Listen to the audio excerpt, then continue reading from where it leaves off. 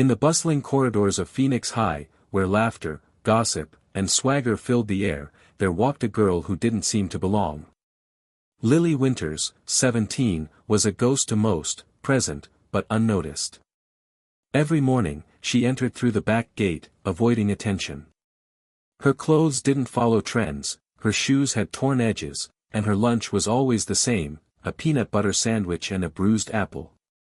She barely spoke. Not because she was shy, but because she had learned silence was safer. But silence doesn't mean emptiness. Inside her lived a storm, of questions, of loneliness, of memories of a mother who vanished one summer afternoon when Lily was just 10. Her grandmother, Margaret Winters, was all she had. A retired teacher who gave Lily everything she could, except answers. Heather Monroe, on the other hand, was everything Lily was not. Rich, gorgeous, confident, and ruthless. Her father was a senator, and her Instagram page had more followers than most local celebrities. She and her friends ruled the school like royalty. But their power came from fear, not respect. Heather didn't just dislike Lily.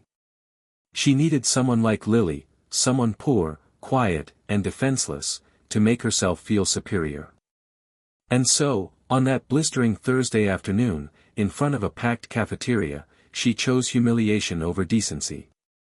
With dozens of students watching, and filming, Heather slapped Lily. Not just once, but twice.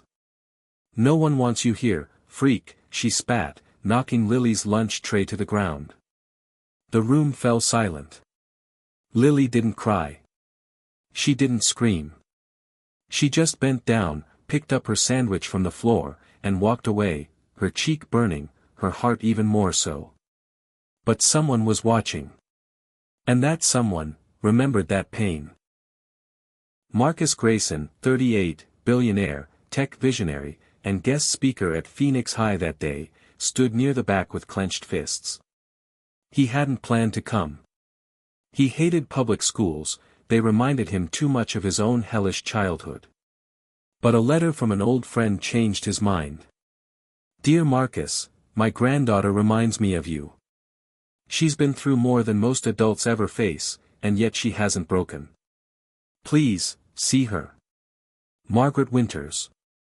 Now, watching Lily walk out after being publicly assaulted, Marcus saw himself, the poor, bullied orphan who used to sleep in a janitor's closet to escape his abusive foster home.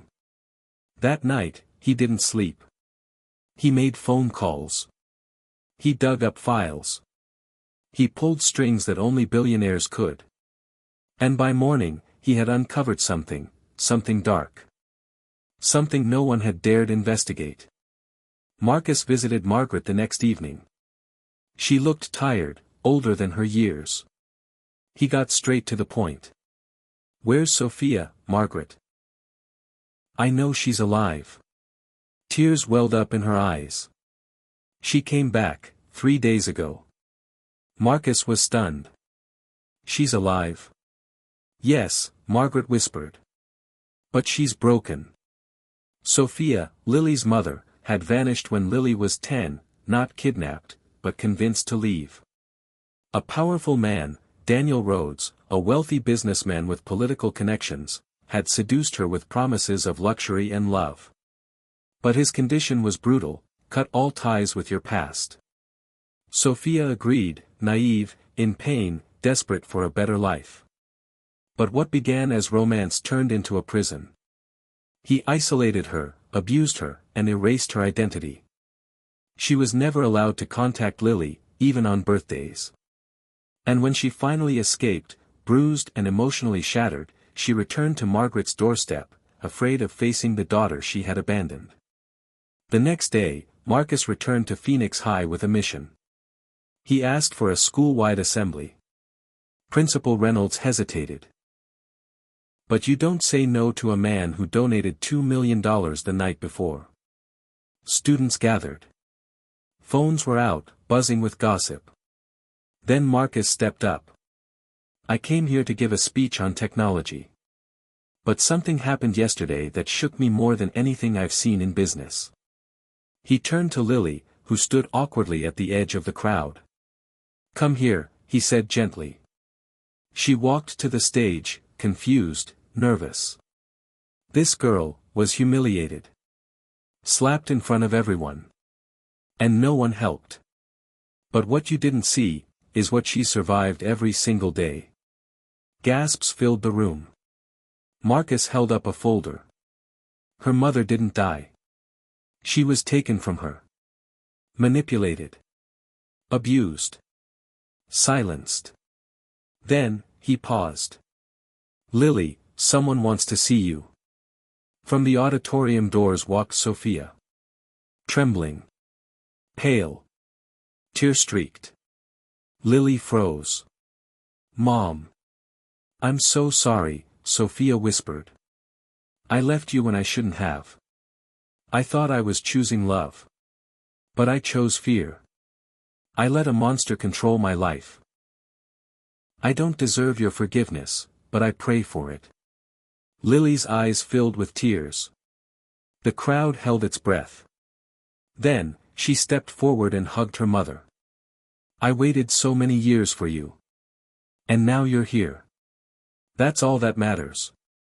The entire hall erupted into applause, real, honest applause. The kind you remember for life. Heather Monroe faced serious consequences.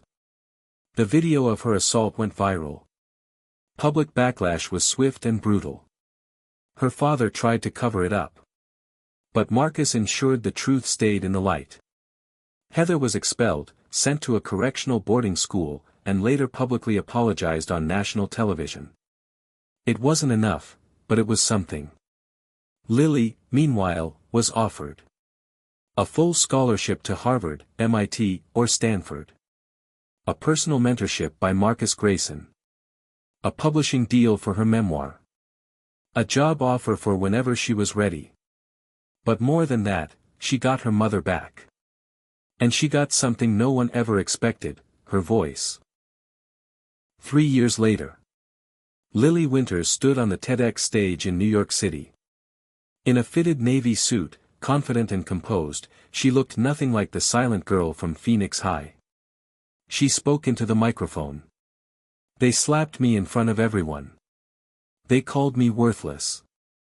They thought my silence was weakness. But it was just a storm waiting to rise. My mother abandoned me. But she came back. I was bullied, but I didn't break. I forgave, and that gave me wings." She ended with the words.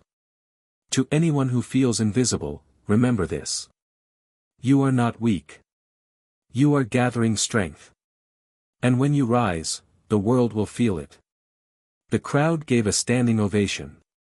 Heather thought it was just a slap. But it became a spark.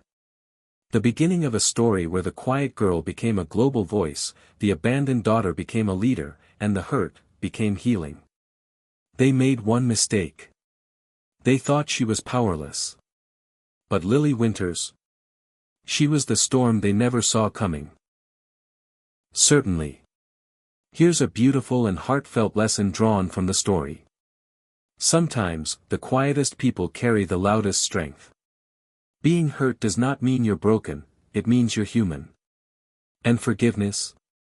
It's not a weakness, it's the ultimate power. Lily's journey reminds us that kindness and courage don't need to shout to be powerful.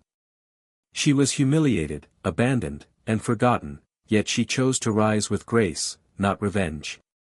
In a world quick to judge and slow to understand, empathy can change lives. So next time you see someone who seems invisible, look again. They might just be a storm, gathering strength, ready to change the world.